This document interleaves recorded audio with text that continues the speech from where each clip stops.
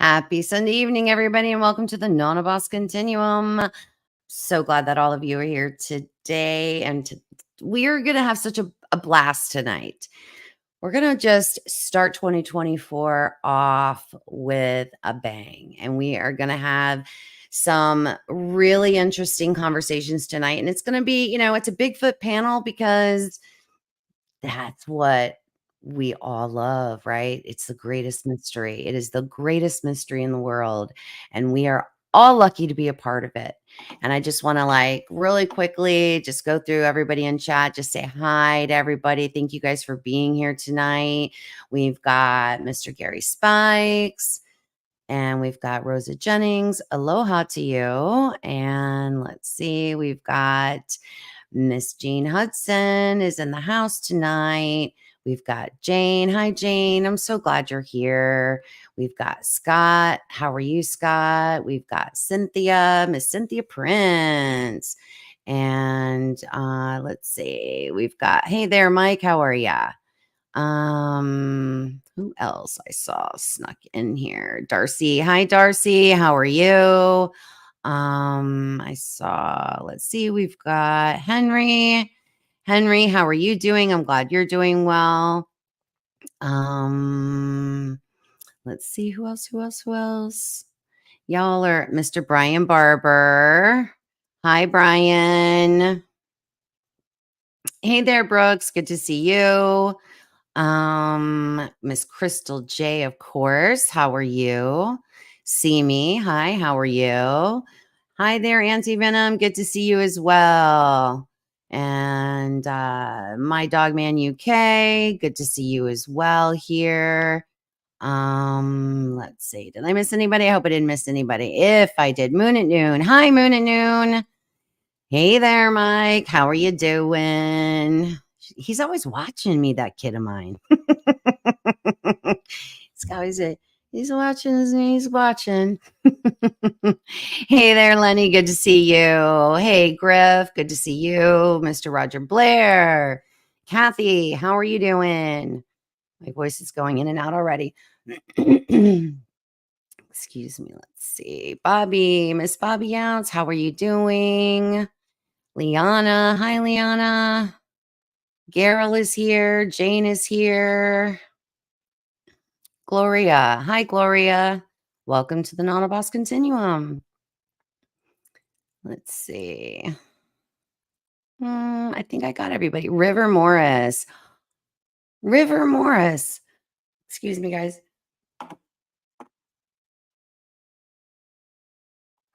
Sorry, my voice is going in and out today. Hey, how are you, River Morris? Dorothy Wade, good to see you. Wow, we got a packed house tonight. That's nice to see. So we have some amazing Little Patty. Hi, Little Patty. If I missed anyone, I'm so sorry. Jojo. Hi, Jojo. Joe White. Hi, how are you? Ryan, how are you? It's really going to be fun tonight because I have put together an amazing panel. These gentlemen are researchers, podcasters, and they got a lot that we can all really learn from. We really can learn a lot. So let's take this opportunity and let's turn it into kind of, this think tank. So I'm really, really so excited to have them all here tonight. And we do have Mr. Shane Carpenter, Mr. Randy Harrington, we've got Chris Hensley, and Mr. Robby Raines. How are y'all doing tonight? Wonderful. That's a bunch of ugly dudes right there. Yeah, it is. I don't think so at all. We just gotta all hope and pray that Shane doesn't freeze to death in his truck, because he's in his truck tonight. So he's stuck out there in 0 degrees weather. Are you stuck or what? No, I got behind on time because the roads are horrible and wasn't gonna make it home, so I just pulled over to do this. Oh, gotcha. Good. That is dedication.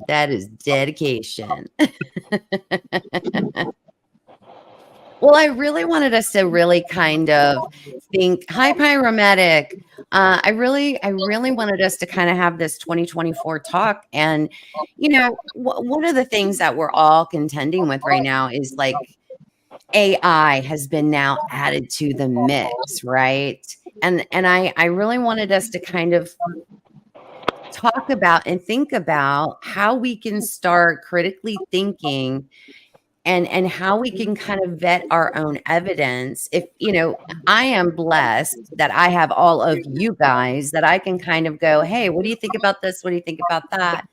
How can we just, people, enthusiasts out there, if we come across evidence, and how do we kind of vet some of these types of evidence? Let's say audio, for instance. What kind of things would you guys suggest that like any normal person would do if they came across some sort of evidence that they thought was cryptid related? I mean, I'll jump in. I mean, really, the first thing you need to do is try to prove yourself incorrect. You know, which means going through and thinking any possible animal that it could be, and then doing your due diligence and finding every piece of audio that you can on those particular animals, and really trying to narrow down, you know, what it isn't for sure before we try to say what it is. You know, and that goes into locating what animals are in the region too, right? Because some people say, "Well, I don't have bears around here," but if you look it up, you might find that you actually have bears around there. Right.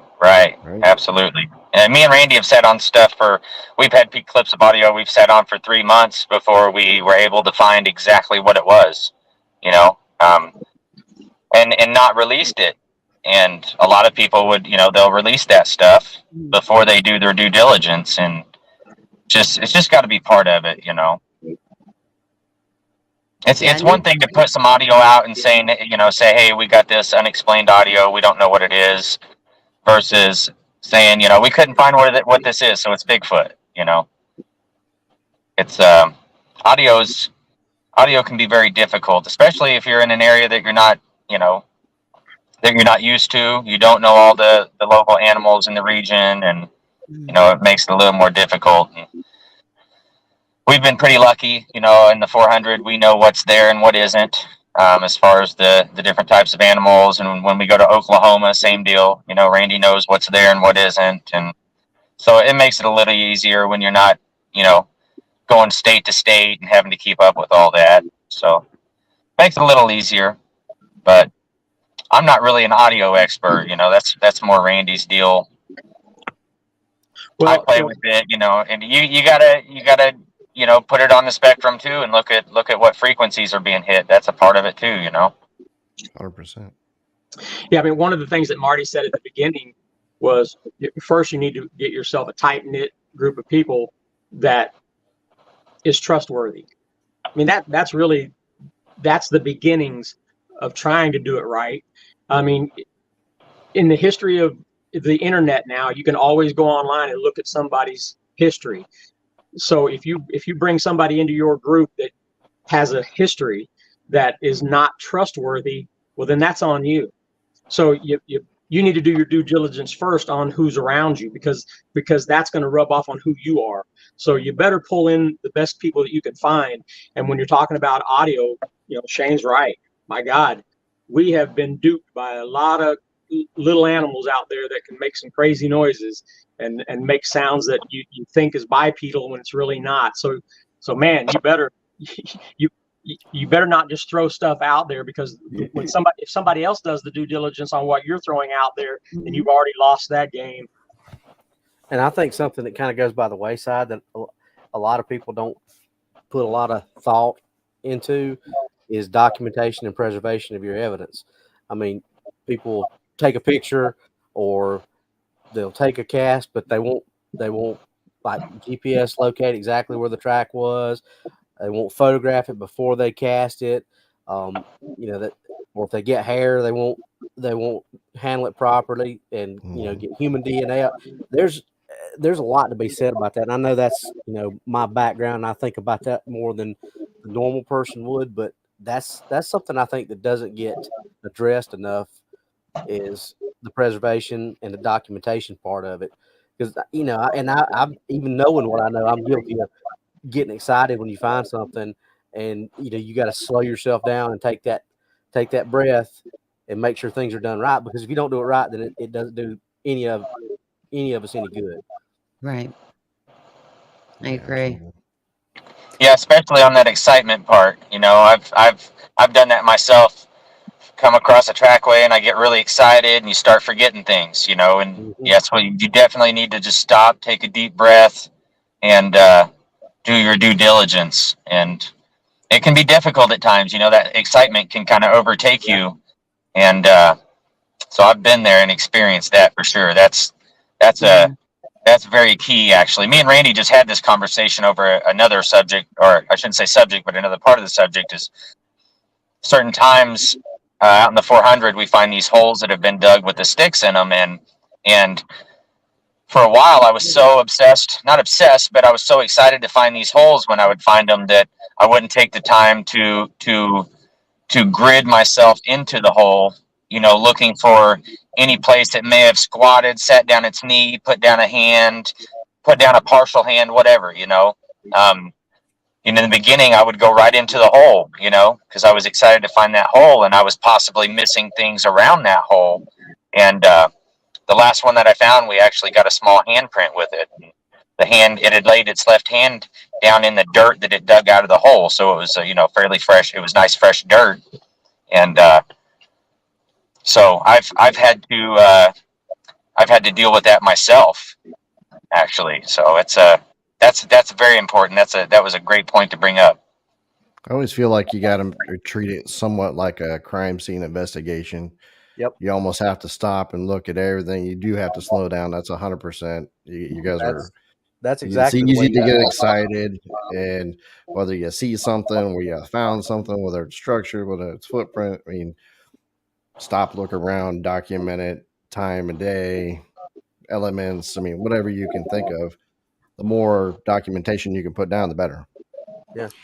Now, Chris, I know you have an app that you created that your team uses to help also document these types of things. I used it today, matter of fact. Did you? Yeah. I found a cool tree that was bent around another tree that was bent around another tree in another direction. It was just weird stuff. But yeah, I open up the app and it automatically has my GPS located, put in the location, the date, automatically is entered in there, and then just give it a description. I can put some pictures on it. That's when we bust out our tape measures and put in anything else, and it automatically throws on a spreadsheet. Documentation is important. If you really want to vet something and be serious about it and research, you got to write stuff down. You got to log it. I mean, that's just what real scientists do. Yeah, because I mean, the chain we've talked, and Robbie and I have talked about this, like the chain of custody too. Like who's been handling it? I mean, if you really have something that you think is very, is worth trying to get tested in some way, there needs to also be that as well. And please, everybody, if you think you have hair or you think you have anything biological, don't put it in plastic. Paper, it's always paper. Always use paper. Plastic envelopes work great. If you're carrying stuff around, just carry some envelopes.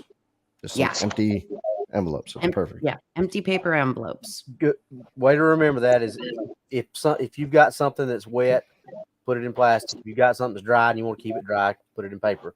Because plastic will call what Chris was talking about and Marty's talking about.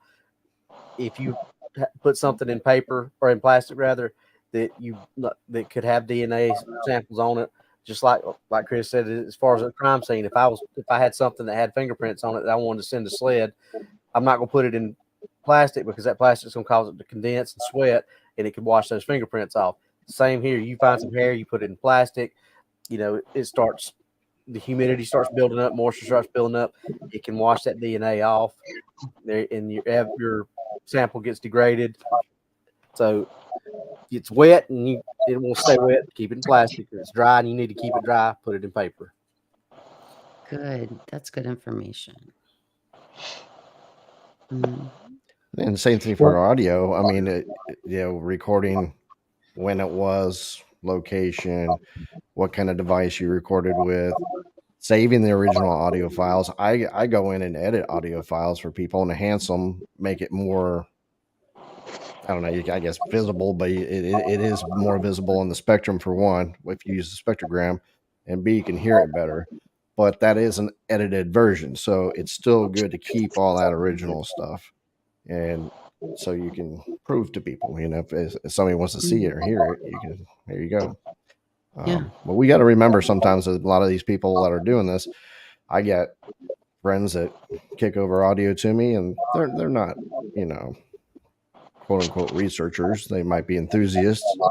So sometimes you got to take it easy on people, but at the same time, it's good to be able to ask those questions. Kevin Bode wants to know why paper and not plastic. Can we go over it again right quick? Yeah, I guess real so. quick. The basic gist of it, Kevin, is if it's something that's wet and it's going to stay wet, you put it in plastic.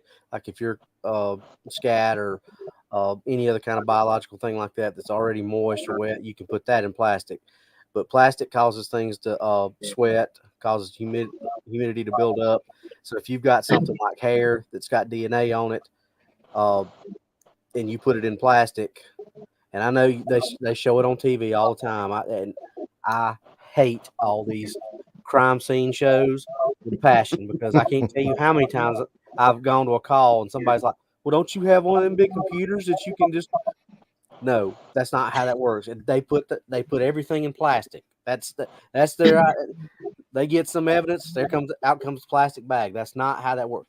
Some things go in plastic, yes, but I've got probably a stack like that in the trunk of my patrol car of paper bags, like grocery bags, for stuff like that. Because if it's something that you want to keep dry, you have to put it in paper. Because if you don't, you're probably going to ruin your sample. Mm-hmm. Can I throw a couple things in on that? Absolutely. Jump on in. For myself, well, first of all, I'm reading down there where you say let's talk everything Bigfoot with some of the best researchers out there. I would caution you to label me or anybody on this panel as the best researchers out there, because it's all objective. We're not experts and never were experts.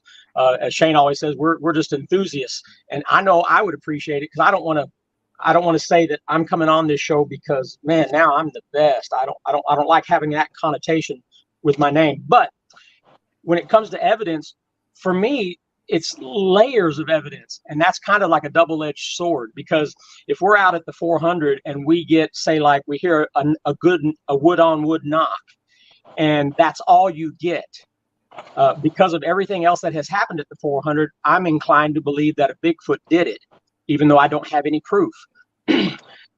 So if I was somewhere else and I heard a knock, you have to catch yourself from making it a Bigfoot thing when you don't have other layers of evidence that you can add to that. So that's also, like I said, a double-edged sword.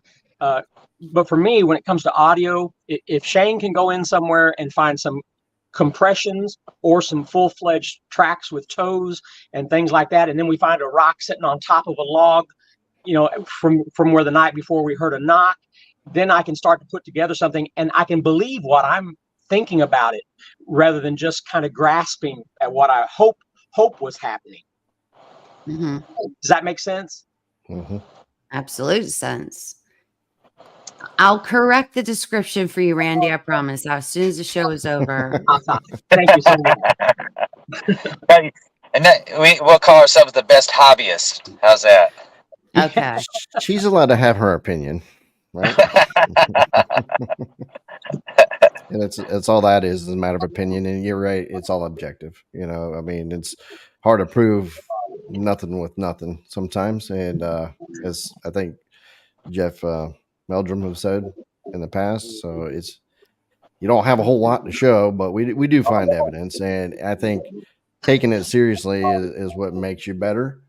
I ain't saying we're better than anybody else, but we try to do the best we can, right? I mean, I think that's what's important. I think that's what the biggest problem in our community has been over the past year is you got people like us who are like, look, this is just our opinion. This is what we believe. This is what, because case in point, when Randy was on our show, me and Randy had different opinions about something. Doesn't mean Randy was right, or doesn't mean I was right. It's just Randy's got a different opinion about the way something happened than I do. That doesn't mean anything.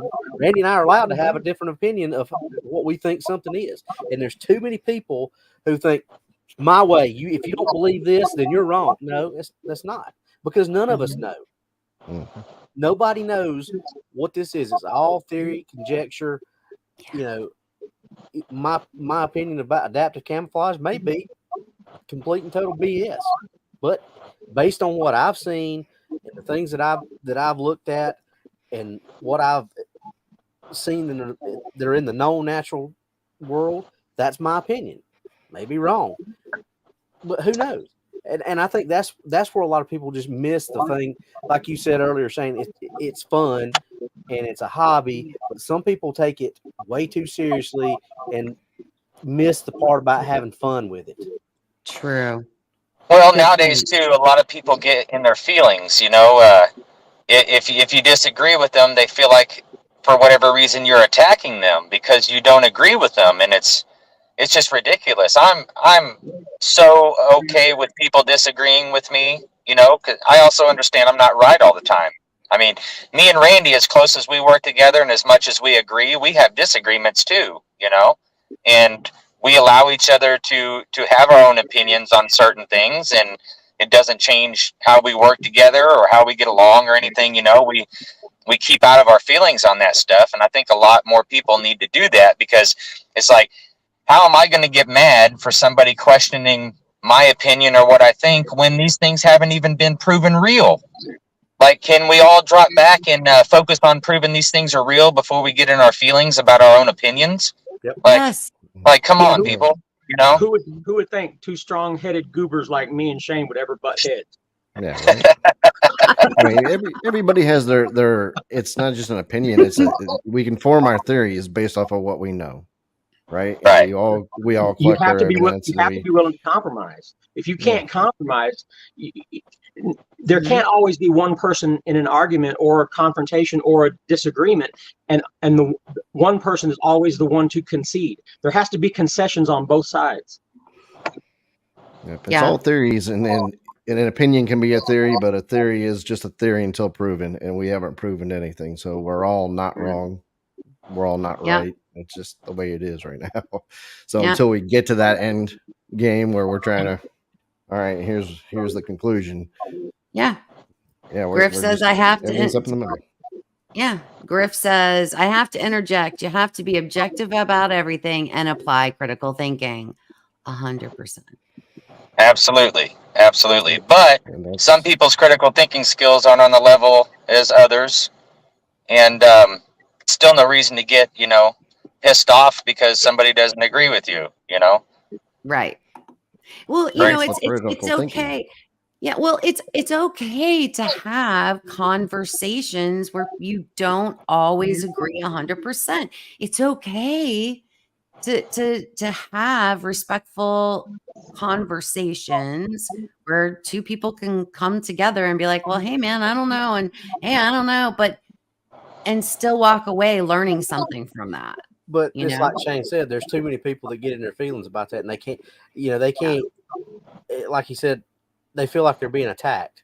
Mm-hmm. And it's just because somebody disagrees with the opinion you have is not an attack on you. That's just them saying, okay, cool, but I believe this. Right. And a lot of people don't know how to agree to disagree. Exactly. It's okay to disagree. Yeah. It's okay. I like to weigh things with a risk reward combination. Like, is the reward for pursuing this worth the risk? And what's the risk side of it? What's the reward side of it? For me, that's tree structure. For me, I have spent next to no time not only not really looking at tree structures, but even worrying about them, because the risk against reward is so great, because a lot of times there could be a 75 to 80% chance that it's natural fall in the woods. Sure, you're going to get the ones where, man, but this was weaved and this one has a rock on top of it and things like that. For me, it's so out there that there's so many things that happen naturally that you can't rule out, because you got gravity and you got rocks that come down and you got all kinds of things. Rocks will fall down the side of a hillside, and winds will blow trees in a certain way, and just think that it's so convoluted. It doesn't mean that every once in a while you'll come across one that is just absolutely, yes, something manipulated this. That is fantastic. How far does that move you ahead because of how much time you put in weeding out the other 150 tree structures that ended up being just natural deadfall? To me, there's no risk reward for that until we see a Bigfoot doing it. But that's just me. But you're making the point though, Randy. That's not what you don't view that as what you want to spend your time on. But there are people who want to do that, and there's nothing wrong with that. If you're in an area that's got a lot of tree structures and you've got the time and you get out there and you, like you said, you vet all those other 150 to find that one that does match up, great. And I mean, but it takes everybody, because it's just like if you got a big specialty agency, you can't have everybody be specialized in investigating car theft. You got to have people that investigate white collar crimes. You got to have people to investigate the murders. You got to have people to investigate arsons. You got to have people that investigate everything. And the same thing with this. You got to have people that want to go out and go get with the tree structures. You got to have people who want to get out and do the tracking and camouflage aspects. You got to have people that want to get out and find why they're doing little odd things like you've got on with, Shane. I mean, everybody's got to have their own niche. Because if everybody was looking at the same thing, we wouldn't be making any progress or headway. Yeah, I think that's one of the reasons me and Randy work well together, because we're polar opposites when it comes to the research side. We kind of cover each other's bases. The opposites, and so it works out well that way for us. So I agree. It's good to have multiple people focused on different objectives for sure. Yeah. And it's Yeah, good to go everybody in bringing everything. Go ahead, Marty. Go ahead, Chris. I was going to say it's good to be objective to everything. I was just watching a YouTuber who was talking about finding hundreds and hundreds of little twigs stuck in the ground, but yet I don't see any video evidence of it. It's just a story. And I'm thinking to myself, if you're finding hundreds and fifties of these little, that tells you that there's Bigfoots there. Show me so that I can make my own mind up. But it makes me think that person is just saying that with no real regard to whether it is really happening or not. And man, this whole arena is so filled up with that stuff, and it's hard to weed through it without hurting people's feelings. Yeah. And I think that's what I was going to say more is about it. It's about, you got to be objective about it. You got to look at everything. I try to deduct everything from a situation and say it's not big. I try to prove myself wrong, or say this could be this, or this could be that, this could be this. The last thing I try to leave open is when you finally find something, you're like, well, I just don't know how the hell that happened, or what caused this, or what was that sound. If you deduct all these things and use the process of elimination, helps you get to those points in time. So you still can't say all the time it was Bigfoot. Right? Well, for instance, I'd like to lay this out there, and you guys, I know you're going to agree with this. For years and years and years, people always bring up, and I heard that recently brought up, where, man, it's different when something's going through the air super fast, because they have found straw stuck in the side of telephone poles, going through telephone poles. Well, and then with enough investigation and videos showing that in hurricane winds, telephone poles will bend and split open and splinter, and then debris will fly into it, and it'll stand back up and close up on it. And so that's how straw pieces got blown into it. And then when somebody sees the aftermath, which is a piece of straw sticking out of a telephone pole, the story becomes, so imagine if you got hit with that piece of straw, it'd go right through you. So they build a story around without even knowing the facts of how that can really happen, and the story runs. I mean, we've got a palm tree to this very day. It's still living. It's on Chrome Avenue. If anybody wants to drive all the way down to Miami and see it. But after Hurricane Andrew, there is a 2x4 that is directly through the middle of the palm. Well, a 2x4 is different than a piece of straw.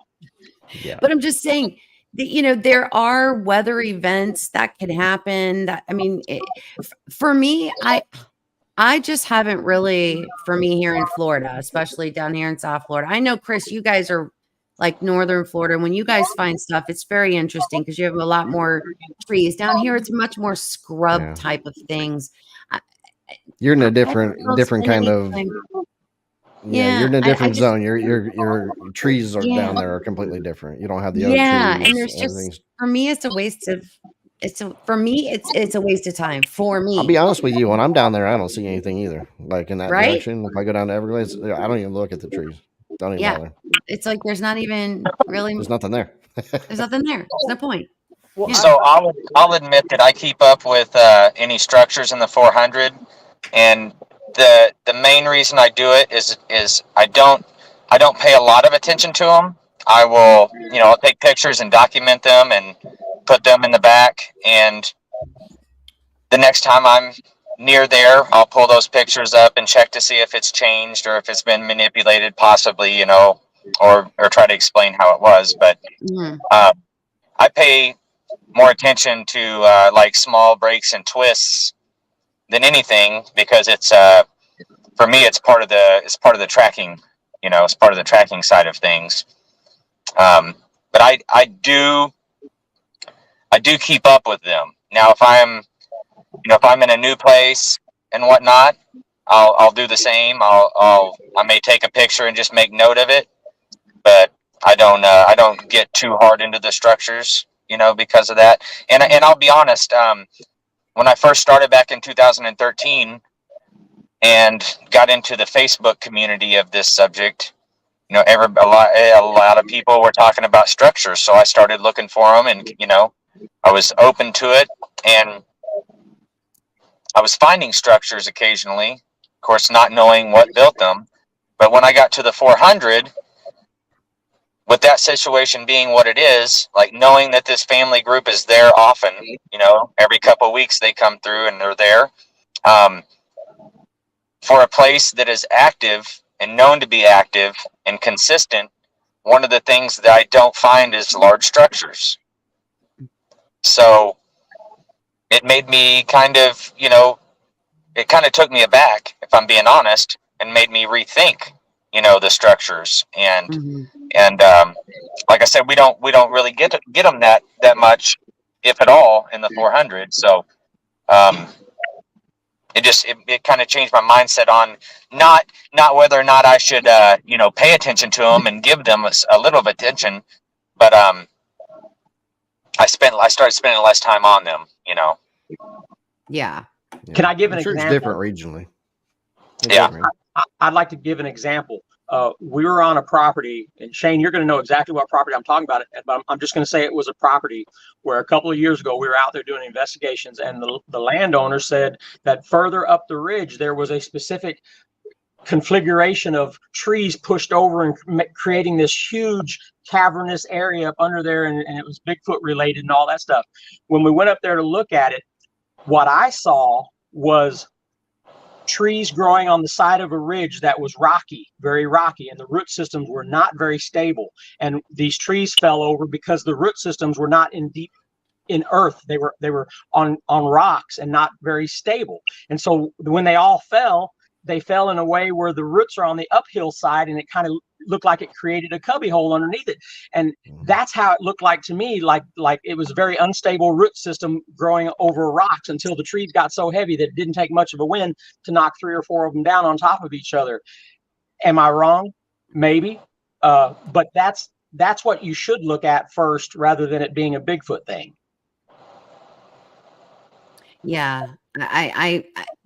I mean, I kind of feel like we could take everything you just kind of said, Randy, like, and kind of apply it to all the different types of evidence that's out there. We kind of got to start at A, then go to B, and then go to C. Like that process of elimination, kind of like what you talked about, Shane, too. I mean, it's like, you have to approach it that way. You can't just jump to the fantastical every time you hear a sound you're not used to, or a sound, we have to start doing that a little bit more. It's more important to do that, in my opinion.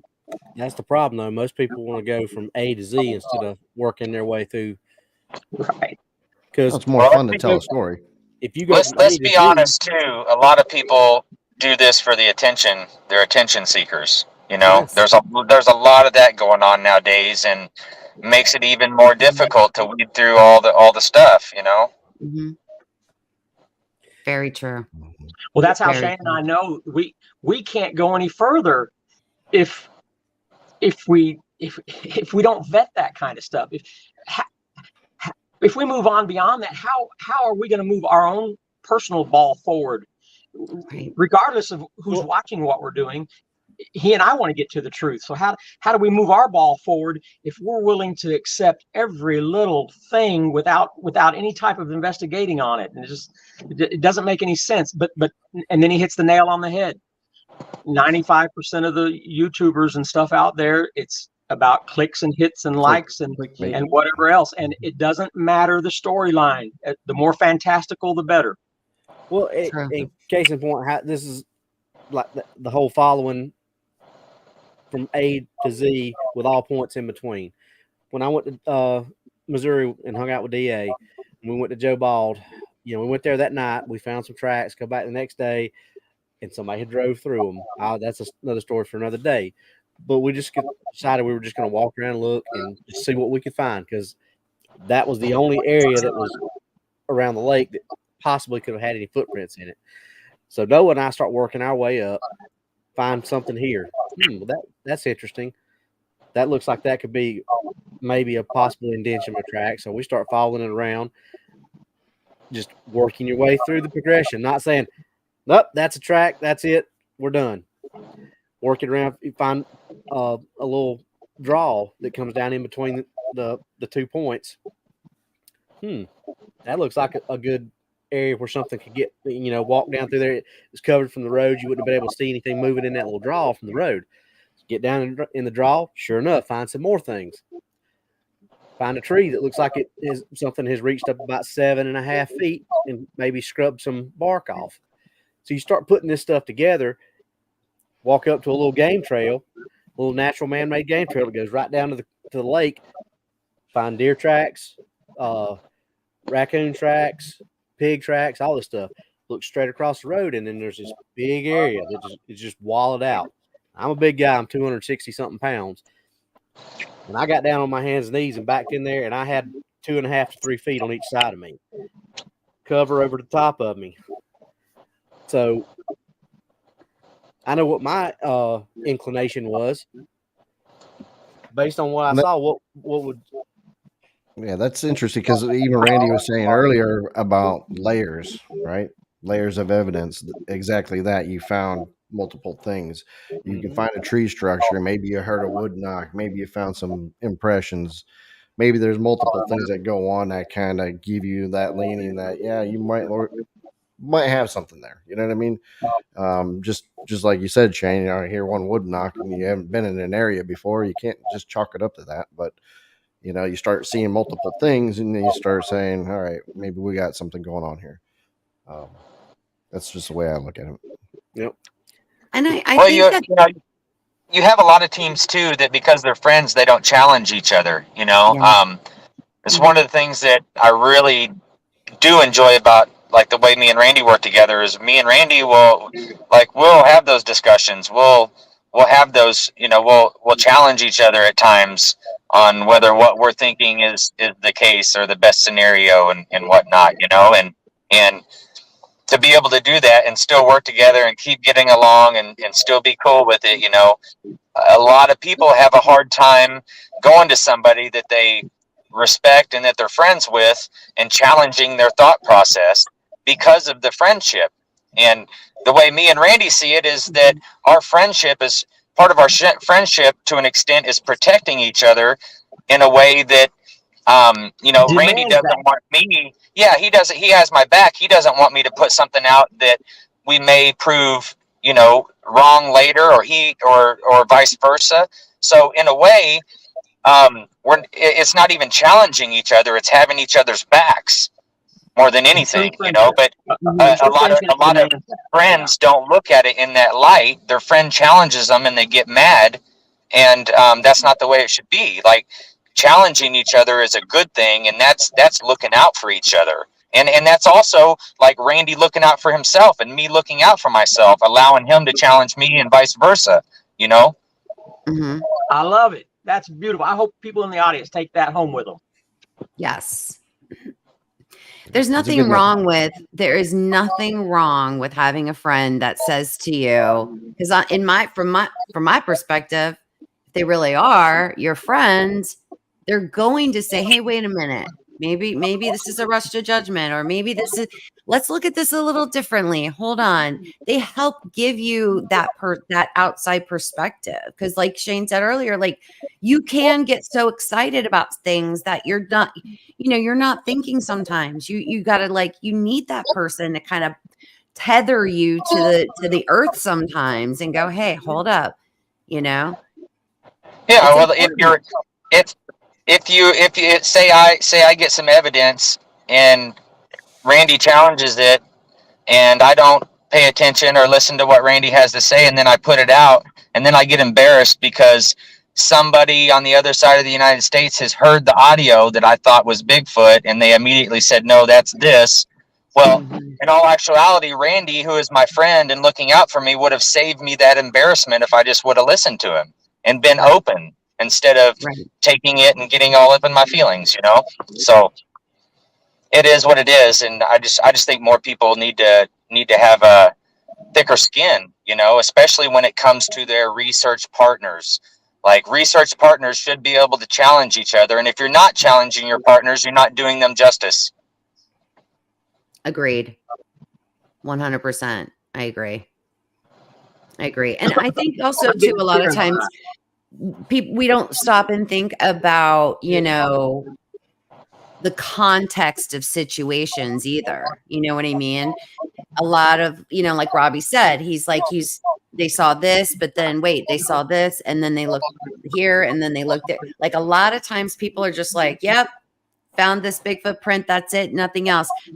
There's a million other things that could be in context that you could be looking for additional things to get you to where to rule out everything else. Absolutely.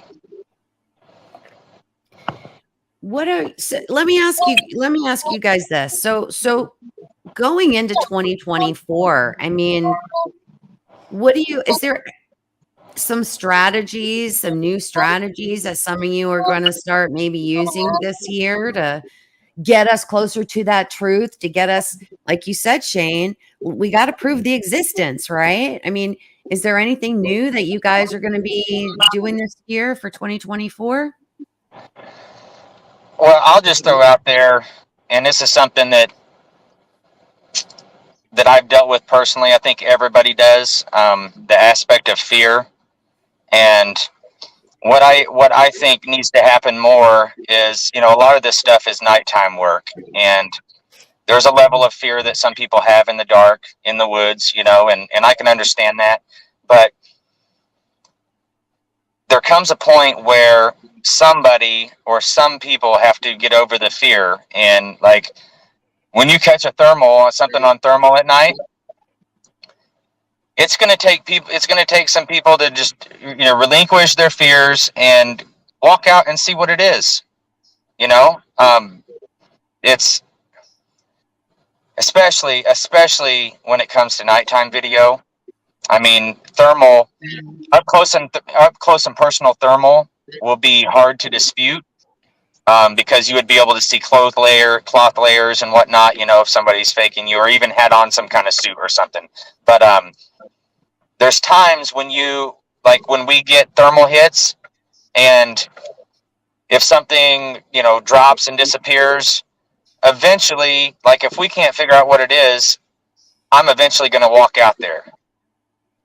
See if I can get close. You know, I'm not like necessarily trying to put myself in danger, but I'm also, we've also gotten to a point where like we've just had to relinquish our fears and do what needs to be done, you know, because fear is one of those things that stops a lot of researchers from moving forward. You know, like your fear can stop you in your tracks. And like I've seen a lot of researchers, they have this wall in front of them and they can't get any further than they already are because they still have that fear inset. And so for me, I think that's a big part of this for a lot of researchers. If they can get over that fear, they're gonna cross that next line or get over that next hurdle, which brings us closer and closer, you know. Mm-hmm. Yeah, because I would say for 2024, I'm not changing anything. I'm gonna keep doing what we're doing, and I think that goes for all of us here. Yeah, I mean, we already know what we want to do. We want to find the truth and keep on the up and up, and watch, you know, just like Shane says, watch each other's backs, vet things with each other, and what else can you do? I mean, well, with game plan that's different. With me and Randy, I can't say that like we can never like really, and I'm speaking for Randy, I guess somewhat here, but I'm just saying this because I work with Randy, and Randy's one of these guys who's always changing things. So like what we're going to change in 2024, there's no telling, because we constantly try to adapt, and that's what Randy's really good at. He's like, he thinks about this stuff so much that he's constantly looking at what we've done, how we've done it, and trying to adapt it to move forward, you know. So that's kind of a part of what we do consistently and all the time. So it's hard to say what we're going to change and how we're going to adapt over 24, because it's like a natural progression for us, and I never really know until Randy tells me. Every other time we talk. But we do have, you know, even if it's small strategy changes, like we've determined where a better camping location may be, because we spent time with a different camp location last summer that turned out to not be productive, but we had to spend time there to find out. Now we've got one picked that we think, because of its location and previous activity, that it has a very high potential. So that's what we're excited about. Our next trip out there, which would be in the next couple of months when it gets warmer, putting this new camp in place and giving them all the strategic geological benefits of having us be in this specific spot, which gives them the upper hand in approaching. So yeah, we think about that kind of stuff all the time. But it also takes time to implement it, see if we get results, and you know, use things like audio and cameras and all of the things. It just takes so much time. Yeah. Using new tools and going with new ideas and new locations, that's still consistent. I mean, we're always trying that, right? So it's something we gotta continue to evolve, for sure. And we all should. In my opinion, that's one of the reasons this whole subject stagnated out for quite some time, is because you kind of had the old school researchers. I say that, but I'm almost 50, and Randy's a little older than I am. Sorry, Randy. But I was consistently seeing most everybody still using the same tactics, doing the same things over and over, expecting a different outcome. And it just blew my mind, you know. And it back in 2013 when I saw all this, it's like, as far back as I could look at that point, everybody was still pretty much doing all the same things. And now we're starting to see a little, you know, a breakaway with quite a few researchers where they're starting to try new things. They're starting to get a little braver and go into areas where they may not, you know, like people are starting to change their strategies finally and kind of go with the flow versus just the same shit over and over and over. Sorry about that. No, I think it's super important. While we're on the subject of truth seeking, let's do a really quick giveaway, guys. Let's do a giveaway. And the first giveaway is actually going to be something out of my store. It's going to be either, you can choose either a coffee mug or a travel mug with whatever design that you guys like on it.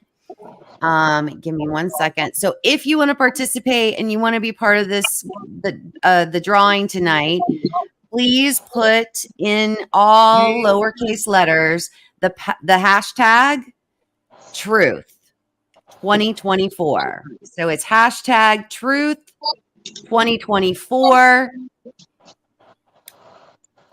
If you want to participate, just type that into the chat real quick. It'll be hashtag truth 2024. There you go. Just like Liana. Yeah. All right. Lenny, you missed the hashtag. Lenny, get the hashtag in there. Lenny, you better get your shit together. Right? Jeez.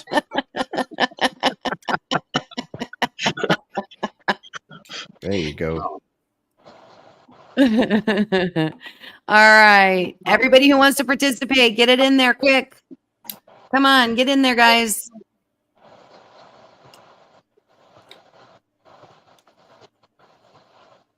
Is it up on the screen?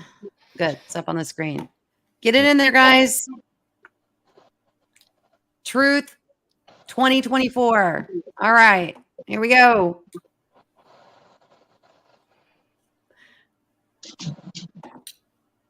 And the winner is Mike Williamson. Lucky winner. So you can either go to my merch store, Mike, and pick either a cup or a travel mug. Let me know what design you want, and we will get that ordered for you. And we're going to do one more. I want to go researching with Mike Williamson. He's lucky. I like that. The Bigfoot coin. Oh, hold on. Oh, hold on, guys. It's malfunctioning.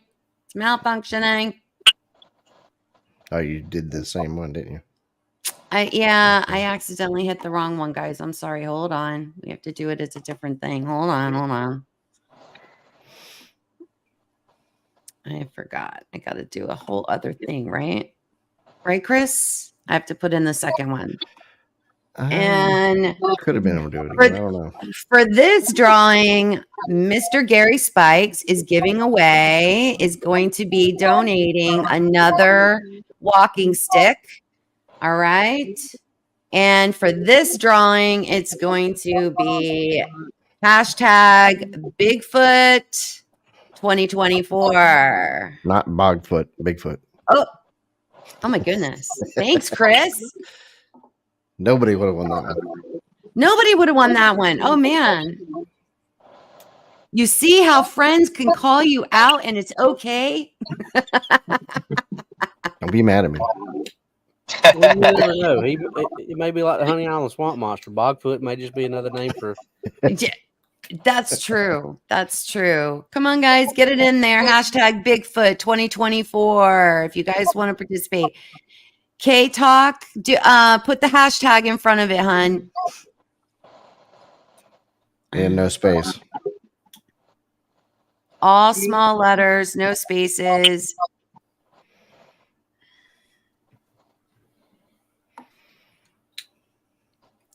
Come on, guys, get it in there. All right, you ready? Is everybody in?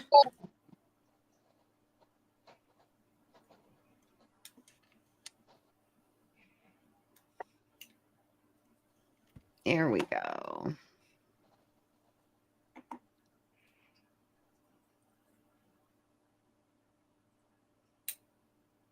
Bobby. Congratulations, Bobby. You're going to get one of Gary's famous, amazing, handmade walking sticks. I will hook you guys up and so he can get that mailed to you. That was fun. I always love doing these giveaways. They're so much fun. And I have this amazing new, design on my, pickle business. So yeah, there's some fun designs there, guys. We got more coming too. Right, Chris? Hey. Sponsored by Randy. Hey, yes, sponsored by Randy. Do you think I could get Gary to get one of those walking sticks and hollow it out and put a little bowl at the end of it for a little extra something while I'm hiking?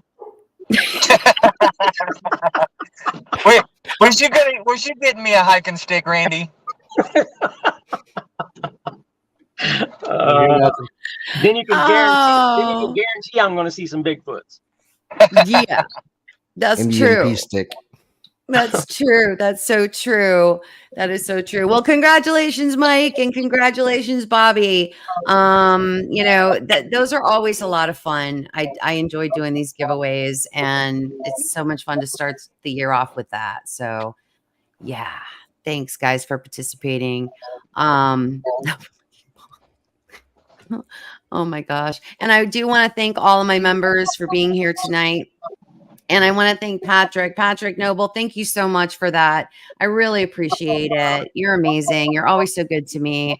Thank you guys so much. Hold on. I forgot. Hold on. I'm allowed to, I guess channel owners can now give, I think it's 5 memberships. I think it's 5 memberships. There we go. There's 5. First 5. You get 5 a month. We get 5 a month. So let's see. Who were the 5 that it's like Gene Hudson, Spiritual Odyssey, Moon at Noon. Moon at Noon. Lil Patty. And Ryan. Monster. Yep. Yes. So yes, channel owners are allowed to give away 5 memberships a month. So whenever you guys, what we're going to start doing is the first of the month, the first show of the month that we do, we'll be doing that. So congratulations to all of you who got monthly memberships. And I appreciate every single one of you. Thank you guys for being here tonight. I mean, I'm not going to keep y'all much longer. It's been an hour. And I think we had some really good conversations. Is there anything that any of you want to talk about, a specific subject or anything in particular before we sign off? Everybody needs to keep it real and keep your pennies out of a wad this year, right? Right. Yeah, let's be okay with putting each other in check and staying out of our feelings and trying to move this whole subject forward. Yes. Exactly. Absolutely. 2024, you're the Sasquatch. That's it. I love it. Chris, sure. That's funny, Chris. You got to clue Shane in on Chinese. that backstage. Yeah. Only thing I'll say is just keep praying for Toom's wife, Ivy. Absolutely. She still doesn't even know what happened yet. They're, for whatever reason, they're not doing anything to let her know. So she's still having to go through all that and not knowing what really happened. So y'all keep her in your prayers, please. Yeah, everybody keep Ivy in your prayers. And I'm sure pretty much everybody that's here tonight was probably a DA show last night, and they did a lovely tribute to Toombs. And I don't want to cry because I cried way too much already. And he was an amazing man who was an amazing supporter and friend. And So let's lift her up in prayer. Let's lift her up in prayer. Let's do that for sure. Yeah. Always sad to lose somebody in the community. It is. It really is. It is. We're all family. We're all family. Well, thank you guys for being here tonight. I appreciate each and every one of you. Absolutely. Thank you for having us. Yeah. I just love having these conversations that are just, thought-provoking and truth. It's about truth, and we're all truth seekers, and we're seeking that truth. And as long as we all just keep that in our heads, that we're seeking truth, and where that truth takes you, be open and embrace it. Thank you guys all for being here. And please remember to spread love and kindness wherever you go. Good night, everybody.